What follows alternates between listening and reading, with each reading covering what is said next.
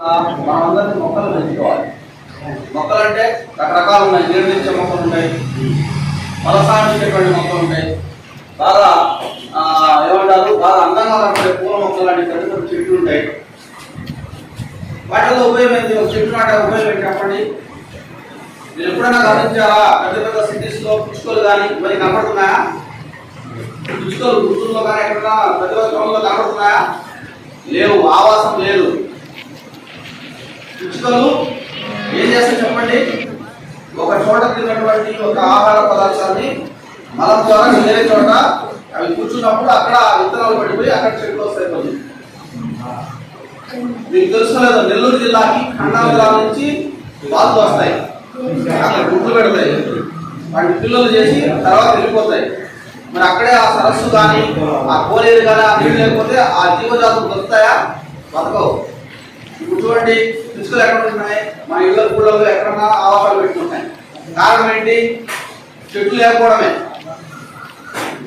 అదేవిధంగా చెట్లు ఎక్కువగా ఉంటే అవి కూడా గూళ్ళు పెట్టుకొని వాటి పిల్లల్ని సంరక్షించుకున్నటువంటి క్రమంలో పర్యావరణ సమతుల్యతని కాపాడుతున్నారు.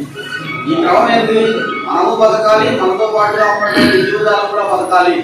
కాబట్టి మొక్కల్ని విరివిగా నాటాలి అనేటువంటిది కాన్సెప్ట్. విరివిగా నాటడం వల్ల ఏమంటే సకాలంలో వర్షాలు పడతాయి, కరువును నివారించుకోవచ్చు. ఈ సంవత్సరం 60% వర్షాభావం పరిస్థితి ఉందని చెప్తున్నారు వ్యవసాయ శాస్త్రవేత్తలు కానీ లేకపోతే ఈ వాతావరణ శాఖ వాళ్ళు కానీ.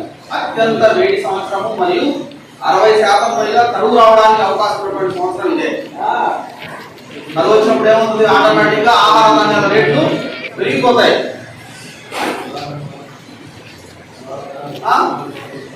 బియ్యం కానీ కందిపప్పు కానీ లేదా వేరుశనగలు కానీ ఆటోమేటిక్ గా రేట్లు ఇప్పటికే మధ్య తరగతికి అందుబాటులో లేనటువంటి స్థాయికి వెళ్ళిపోయినాయి. రేట్లు పెరిగిపోతే పేదవాడి కొనుగోలు స్థితి తగ్గిపోయింది. కనీసం తిండి కూడా దొరికినటువంటి పరిస్థితులు ఉండవు. మనమే మన చేతులారా భూమిని నాశనం చేసుకున్నాం. కాబట్టి మనం చదువుకున్న వాళ్ళంగా అదేవిధంగా గ్రామస్తులుగా దాంట్లో బాధ్యత వహించాలి. మన స్వార్థం కోసం పెద్ద పెద్ద చెట్లను కొట్టేయడము అలా చేయదు. దయచేసి ఏదైనా కార్యక్రమం జరుగుతున్నప్పుడు డిపార్ట్మెంట్ స్టాఫ్ అందరూ నేను ఒకటే చెప్తున్నాను. నేను ఎక్కడో ప్రకాశం జిల్లా నుంచి 200 కిలోమీటర్ల నుంచి నేను ముందు వచ్చి 9 గంటల ఉన్నాను. ఇక్కడ లోకల్లో ఉన్న కూడా 9 గంటలు రావట్లా.